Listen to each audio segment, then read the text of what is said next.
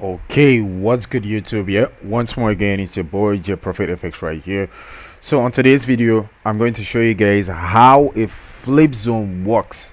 Yeah, you heard me right? How a flip zone works. Yeah. So stay tuned to the end of this video. You're going to understand how a flip zone works. Yeah. So real quick right here, I want to draw you guys to my Instagram account. Right. So if you've not been following me on Instagram, kindly go onto Instagram, search for MJ8212, all right, or MJAY8212. That's my Instagram what account. All right, just follow me up on Instagram. You're going to be learning a whole lot of what content over there, as I'll be posting a whole lot of things right on Instagram. You can as well tap on the link on my bio to join me up on Instagram, right? So let's go, guys. So here, like I said, I was going to be showing you guys how a flip zone works. But first of all, let's go up to the higher time frame. Now this is Audjpy. Now on the daily time frame, right? Because whenever you want to start your analysis, you want to look out at the daily time frame and see how the market is playing out on the higher time frame. So right here on daily time frame, what can you simply identify right here? We are definitely in an uptrending market. Price is pushing up to the upper side, giving you rise to what? Higher highs and higher lows. It's very, very simple what price is doing. Higher high, sorry, higher low, a higher high, a higher low here, a higher high here, a higher high, higher low. There's a new higher low that has just been printed right here. So we are looking to take price higher to give us a new higher high structure. It's very, very simple. Expectational institutional order flow.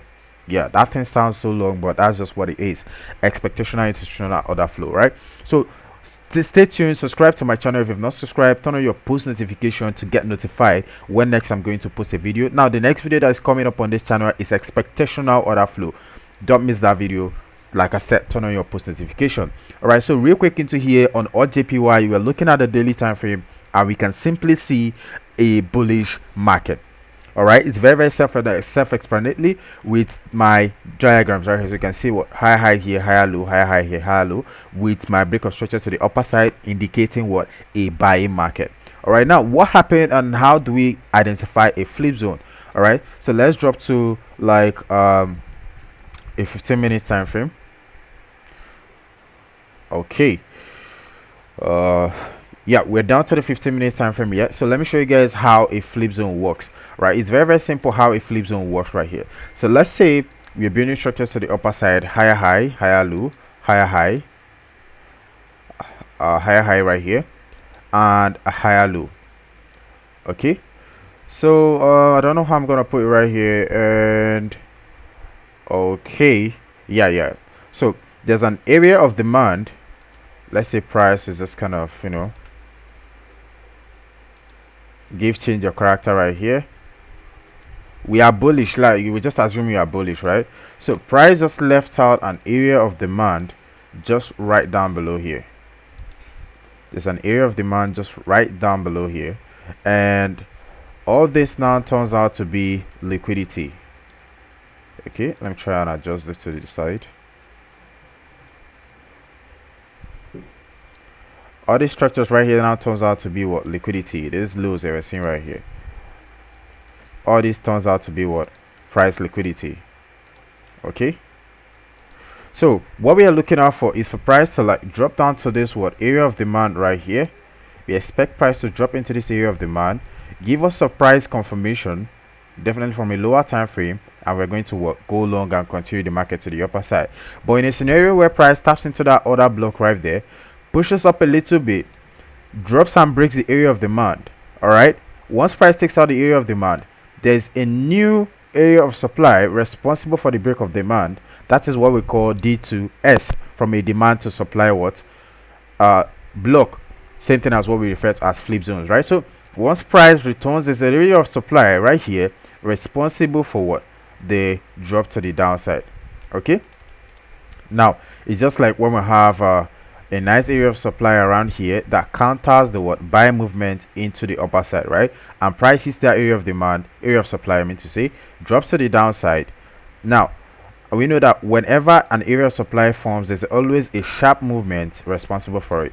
So all what happens is this area of supply right here that broke the area of demand or that countered the movement to the upside from the area of demand, that new supply is what we refer to as the flip zone. All right, so let me show you guys a quick example on the chart. Okay, all right, here is a very simple trade on Audjpy that literally happened out today. All right, which me myself personally, I got engaged in this trade. You're going to see the profit right here on the screen, on the right side of the screen.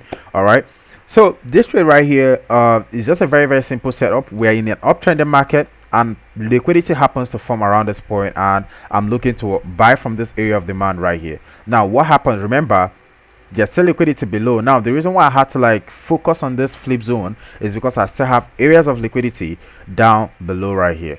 Okay, I still have areas of liquidity down below right here, so I'm looking to short. If price is gonna fail from here, definitely we're coming into here to in order to buy to the upper side just for this liquidity. All right, so immediately price taps into this block right here. I was looking out for some change of character in order to long the market. Now let's go down to like 5 minutes time frame. Okay, now on the 5 minute time frame, now we can simply see that price already broke structure right here. Price already broke structure, so this becomes a change of character for me. Okay, I got into this buy trade yesterday. Sorry, not BUS, it's a chalk, not BUS. I got into this buy trade yesterday, so let's see. So price returned into the area of demand, because the new area of demand right here, which is at the discount, right, as you can see, and we have price start to pull up to the upper side. Now let's play the price and see what happens.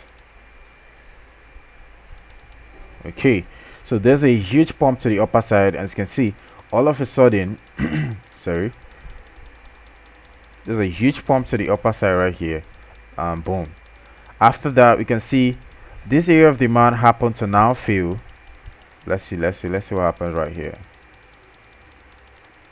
You can see price playing around and playing around. So finally, you can see that area of demand is taken out.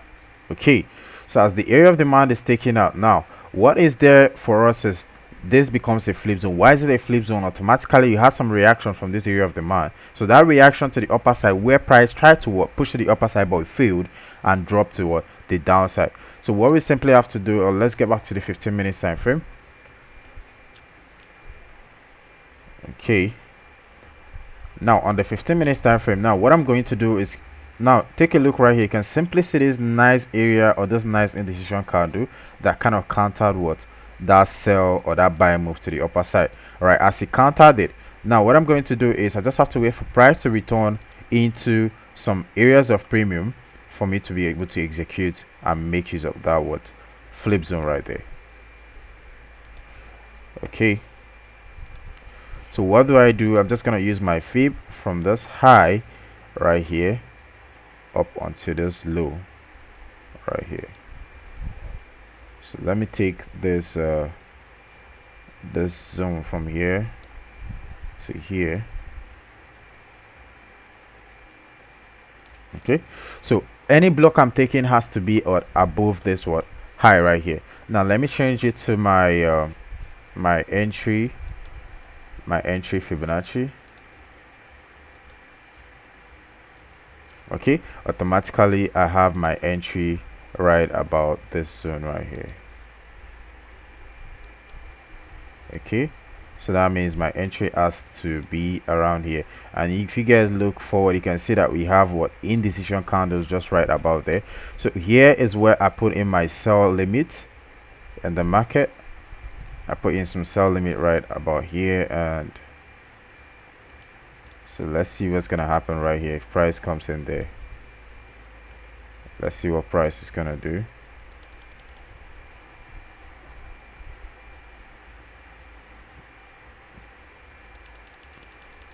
Okay, so you can see massive push into that area right there. Price tapped in on that block right there and started seeing some sell movement. Like I said, I currently engage myself in this trade setup, and yeah, clean 1:5. Even though I got taken out by break even, but still you can see that this trade played out what very massively. As you can see, it's still currently in profit, and yeah, that was how I got into the trade on today's trade. So that's it, guys. Subscribe if you find value in this trade setup, or if you find value in this in this content I just shared to you guys. So let's see on the next YouTube video. Thank you for joining.